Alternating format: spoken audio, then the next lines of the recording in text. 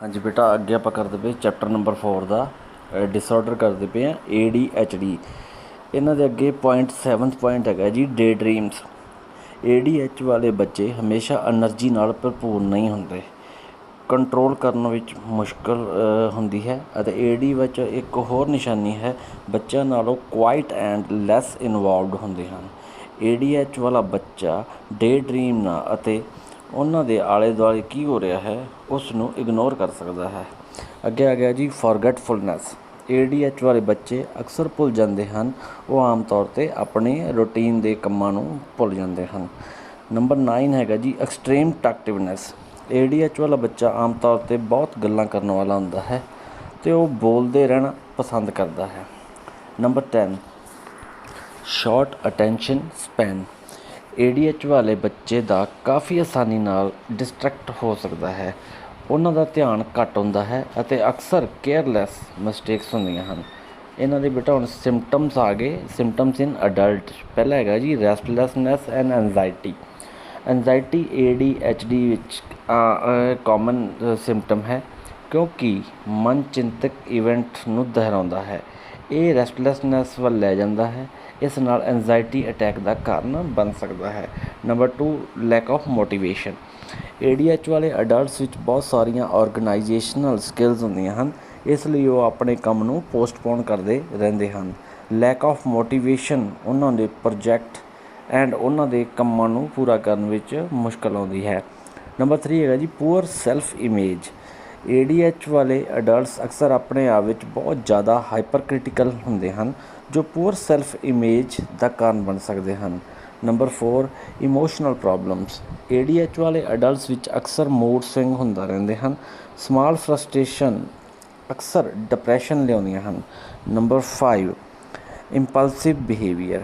ADH वाले adult बहुत impulsive होंदे हन, ये सोशली तौर पर अनुचित होण ਅਤੇ ਗੱਲਬਾਤ ਦੇ ਦੌਰਾਨ ਕਿਸੇ ਨੂੰ ਰੋਕਣਾ ਕੰਮਾਂ ਵਿੱਚ ਕਾਹਲੀ ਕਰਨ ਦੇ ਰੂਪ ਵਿੱਚ ਪ੍ਰਗਟ ਹੁੰਦੇ ਹਨ। ਨੰਬਰ 6 ਹੈਗਾ ਜੀ ਡਿਸਆਰਗਨਾਈਜੇਸ਼ਨ। ADH ਵਾਲੇ ਪੂਅਰ ਆਰਗੇਨਾਈਜੇਸ਼ਨ ਦੇ ਸਕਿੱਲ ਦੇ ਕਾਰਨ ਲਾਈਫ ਵਿੱਚ ਅਕਸਰ ਅਡਲਟ ਵਿੱਚ ਪੂਅਰ ਆਰਗੇਨਾਈਜੇਸ਼ਨਲ ਸਕਿੱਲਸ ਆਉਂਦੇ ਹਨ। Number 7 time management problem. ADH ਵਾਲੇ ਅਡਲਟ ਨੂੰ ਅਕਸਰ ਆਪਣਾ ਸਮਾਂ ਇਫੈਕਟਿਵ ਤਰੀਕੇ ਨਾਲ ਯੂਜ਼ ਕਰਨ ਵਿੱਚ ਮੁਸ਼ਕਲ ਆਉਂਦੀ ਹੈ। ਇਹ ਇੰਪੋਰਟੈਂਟ ਜਿਹੜੇ ਆਪਣੇ ਕੰਮ ਨੇ ਉਹਨਾਂ ਨੂੰ ਮੁਲਤਵੀ ਕਰਦੇ ਹਨ, ਇੰਪੋਰਟੈਂਟ ਈਵੈਂਟ ਲਈ ਦੇਰੀ ਨਾਲ ਜਾਂਦੇ ਹਨ। ਅੱਗੇ ਬੇਟਾ ਆ ਕੇ ਕਾਜ਼ ਆਫ ADHD। ਪਹਿਲਾ ਹੈਗਾ ਜੀ ਜੈਨੇਟਿਕ ਪ੍ਰੋਬਲਮ ਜਿਹੜੀਆਂ ਆਉਂਦੀਆਂ। ਅਟੈਂਸ਼ਨ ਡਿਸਆਰਡਰਸ ਅਕਸਰ ਫੈਮਲੀਜ਼ ਵਿੱਚ ਹੁੰਦੇ ਹਨ, ਇਸ ਲਈ ਜੈਨੇਟਿਕ ਇਨਫਲੂਐਂਸ ਹੋਣ ਦੀ ਸੰਭਾਵਨਾ ਹੈ। ਸਟੱਡੀਜ਼ ਦਰਸਾਉਂਦੀਆਂ ਹਨ ਕਿ ADH ਬੱਚਿਆਂ ਦੇ ਫੈਮਲੀਜ਼ ਵਿੱਚ 25 ਨਜ਼ਦੀਕੀ ਰਿਲੇਟਿਵਸ ਵੀ ADH ਵਾਲੇ ਹੁੰਦੇ ਹਨ, ਜਦੋਂ ਕਿ ਇਹ ਦਰ ਆਮ ਆਬਾਦੀ ਵਿੱਚ ਲਗਭਗ 5% ਹੁੰਦੇ ਹੈ। ਟਵਿਨਸ ਬੱਚਿਆਂ ਦੇ ਬਹੁਤ ਸਾਰੇ ਸਟੱਡੀਜ਼ ਇਹ ਦਰਸਾਉਂਦੇ ਹਨ ਕਿ ਡਿਸਆਰਡਰ ਵਿੱਚ ਇੱਕ ਸਟਰੋਂਗ ਜੈਨੇਟਿਕ ਇਨਫਲੂਐਂਸ ਮੌਜੂਦ ਹੈ। ਨੰਬਰ 2 ਹੈਗਾ ਜੀ ਸਮੋਕਿੰਗ ਐਂਡ ਐਲਕੋਹਲ।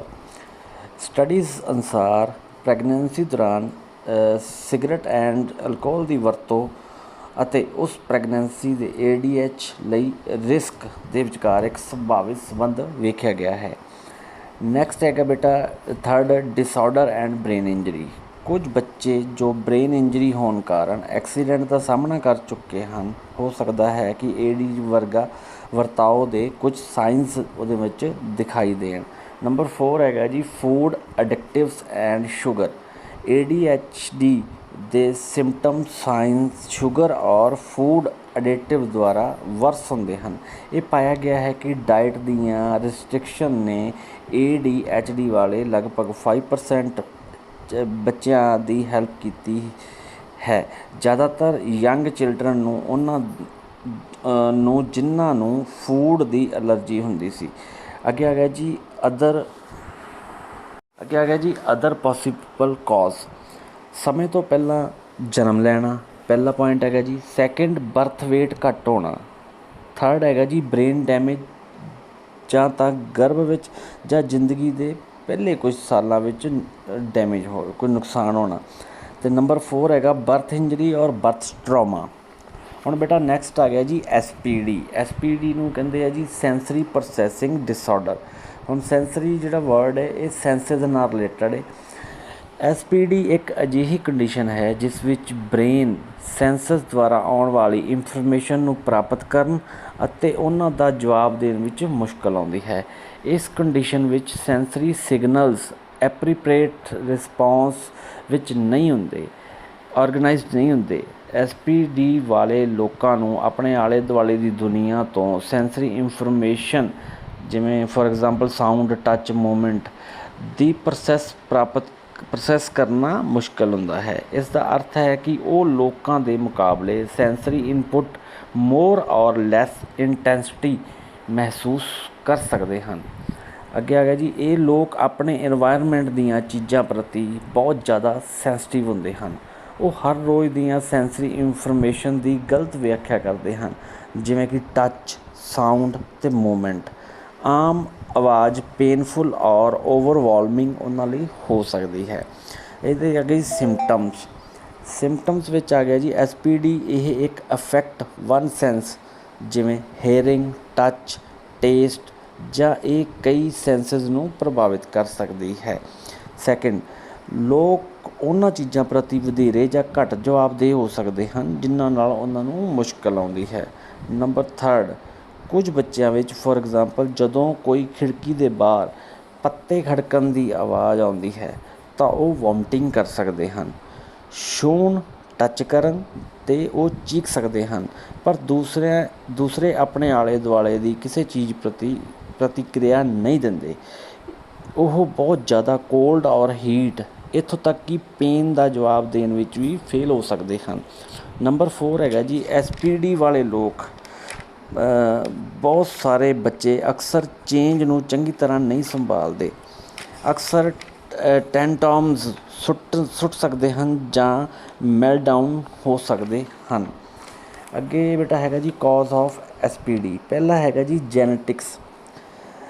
ਅਡਲਟਸ ਲਈ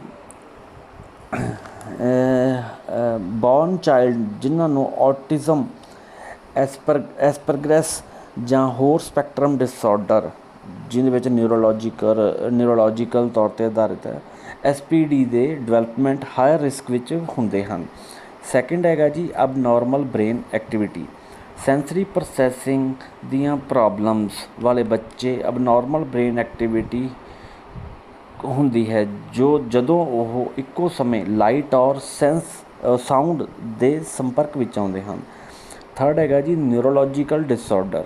ਜੋ ਬੱਚੇ ਨਾਜ਼ੁਕ X syndrome, fetal alcohol syndrome, Down syndrome, ADHD ਅਤੇ ਹੋਰ ਡਿਵੈਲਪਮੈਂਟ ਸੰਬੰਧੀ ਦੇਰੀ ਨਿਊਰੋਲੋਜੀਕਲ ਡਿਸਆਰਡਰ ਦੀਆਂ ਬਿਮਾਰੀਆਂ ਦਾ ਸ਼ਿਕਾਰ ਹੋ ਸਕਦੇ ਹਨ। Number 4 drug addiction. ਜੇ ਮਦਰ ਚਾਈਲਡ ਡਿਵੈਲਪਮੈਂਟ ਦੇ ਦੌਰਾਨ ਡਰੱਗ ਕਰਨ ਵਾਲੀ ਹੋਵੇ ਤਾਂ ਬੱਚੇ ਨੂੰ SPD ਤੋਂ ਪੀੜਿਤ ਹੋਣ ਦਾ ਹਾਇਰ ਰਿਸਕ ਹੁੰਦਾ ਹੈ। ਨੰਬਰ 5 ਇੰਪਰੋਪਰ ਸਟਿਮੂਲੇਸ਼ਨ। ਉਹ ਬੱਚੇ ਜੋ ਡਿਵੈਲਪਮੈਂਟ ਦੇ ਦੌਰਾਨ ਸਾਰੀਆਂ ਸੈਂਸਿਸ ਨਹੀਂ ਪ੍ਰਾਪਤ ਕਰ ਸਕਦੇ, SPD ਨਾਲ ਮਤਲਬ ਕਿ ਪੀੜਿਤ ਹੋ ਸਕਦੇ ਹਨ। ਨੈਕਸਟ ਬੇਟਾ 6 ਪੁਆਇੰਟ ਹੈਗਾ ਜੀ ਇਨਵਾਇਰਮੈਂਟਲ ਫੈਕਟਰ। ਜਿਹੜੇ ਬੱਚੇ ਕਈ ਤਰ੍ਹਾਂ ਦੇ ਇਨਵਾਇਰਮੈਂਟਲ ਦੇ ਟੌਕਸਿਨ ਜਿਵੇਂ ਲੈਡ, ਮਰਕਰੀ, ਪੋਲੀਨੋਇਲ ਕਲੋਰਾਈਡ ਐਕਸੈਟਰਾ ਦਾ ਸਾਹਮਣਾ ਕਰ ਚੁੱਕੇ ਹਨ, ਉਹਨਾਂ ਵਿੱਚ ਇਹ ਹਾਇਰ ਰਿਸਕ ਹੁੰਦਾ ਹੈ। ਨੰਬਰ 7 ਹੈਗਾ ਜੀ ਲੋ ਬਰਥ ਵੇਟ। ਇਸ ਨੂੰ ਵੀ SPD ਦੇ ਇੱਕ ਕਾਰਨਾਂ ਵਿੱਚੋਂ ਮੰਨਿਆ ਜਾ ਸਕਦਾ ਹੈ। ਹੁਣ ਬੇਟਾ ਥਰਡ ਡਿਸਆਰਡਰ ਹੈਗਾ ਜੀ ASD, ਜਿਹਨੂੰ ਕਹਿੰਦੇ ਆ ਜੀ autism spectrum disorder. ASD development ਵਿੱਚ ਡਿਸਆਰਡਰ ਨੂੰ ਸੰਕੇਤ ਕਰਦਾ ਹੈ ਜੋ ਕਮਿਊਨੀਕੇਟ ਅਤੇ ਬਿਹੇਵੀਅਰ ਨੂੰ ਅਫੈਕਟਿਵ ਕਰਦਾ ਹੈ। ਵਰਡ ਸਪੈਕਟਰਮ ਰੈਫਰ ਕਰਦਾ ਹੈ ਰੇਂਜ ਆਫ ਸਿੰਪਟਮਸ ਐਂਡ ਸੈਵਰਿਟੀ ਨੂੰ। ASD ਇੱਕ ਨਿਊਰੋਲੋਜੀਕਲ ਐਂਡ ਡਿਵੈਲਪਮੈਂਟਲ ਡਿਸਆਰਡਰ ਹੈ ਜੋ ਬਚਪਨ ਦੇ ਆਰੰਭ ਵਿੱਚ ਸ਼ੁਰੂ ਹੁੰਦਾ ਹੈ ਅਤੇ ਇੱਕ ਵਿਅਕਤੀ ਦੇ ਜੀਵਨ ਵਿੱਚ ਰਹਿੰਦਾ ਹੈ। ਇਹ ਅਫੈਕਟ ਕਰਦਾ ਹੈ ਕਿ ਕੋਈ ਵਿਅਕਤੀ ਕਿਵੇਂ ਦੂਜਿਆਂ ਨਾਲ ਇੰਟਰੈਕਟ ਕਰਦਾ ਹੈ ਅਤੇ ਕਮਿਊਨੀਕੇਟ ਕਰਦਾ ਹੈ। ਅਤੇ ਲਰਨ ਕਰਦਾ ਹੈ। ASD ਵਾਲੇ ਲੋਕਾਂ ਨੂੰ ਕਮਿਊਨੀਕੇਟ ਅਤੇ ਦੂਸਰਿਆਂ ਲੋਕਾਂ ਨਾਲ ਇੰਟਰੈਕਟ ਨੂੰ ਸੀਮਤ ਇੰਟਰਸਟ ਅਤੇ ਰਿਪੀਟੇਟਿਵ ਬਿਹੇਵੀਅਰ ਦੇ ਸਿੰਪਟਮਸ ਨਾਲ ਮੁਸ਼ਕਲ ਹੁੰਦੀ ਹੈ, ਜੋ ਸਕੂਲ, ਵਰਕ ਐਂਡ ਲਾਈਫ ਦੇ ਹੋਰ ਏਰੀਆਜ਼ ਵਿੱਚ ਵਿਅਕਤੀ ਦੀ ਸਹੀ ਤਰ੍ਹਾਂ ਕੰਮ ਕਰਨ ਦੀ ਐਬਿਲਿਟੀ ਨੂੰ ਠੇਸ ਪਹੁੰਚਾਉਂਦੇ ਹਨ। ASD ਵਾਲੇ ਲੋਕਾਂ ਨੂੰ ਤੁਹਾਡੇ ਨਾਲ ਗੱਲ ਕਰਨ ਵਿੱਚ ਮੁਸ਼ਕਲ ਹੋ ਸਕਦੀ ਹੈ, ਜਾਂ ਜਦੋਂ ਤੁਸੀਂ ਉਹਨਾਂ ਨਾਲ ਗੱਲ ਕਰਦੇ ਹੋ ਤਾਂ ਤੁਹਾਨੂੰ ਅੱਖਾਂ ਵਿੱਚ ਅੱਖ ਪਾ ਕੇ ਨਹੀਂ ਦੇਖ ਸਕਦੇ। ਹੋ ਸਕਦਾ ਹੈ ਕਿ ਉਹਨਾਂ ਦਾ ਇੰਟਰਸਟ ਅਤੇ ਰਿਪੀਟੇਟਿਵ ਬਿਹੇਵੀਅਰ ਵੀ ਸੀਮਿਤ ਹੋਣ। ਉਹ ਚੀਜ਼ ਨੂੰ ਆਰਡਰ ਇੰਟਰਸਟ ਵਿੱਚ ਬਹੁਤ ਸਾਰਾ ਸਮਾਂ ਬਿਤਾ ਸਕਦੇ ਹਨ। ਉਹ ਇੱਕੋ ਸੈਂਟੈਂਸ ਨੂੰ ਬਾਰ-ਬਾਰ ਕਹਿ ਸਕਦੇ ਹਨ।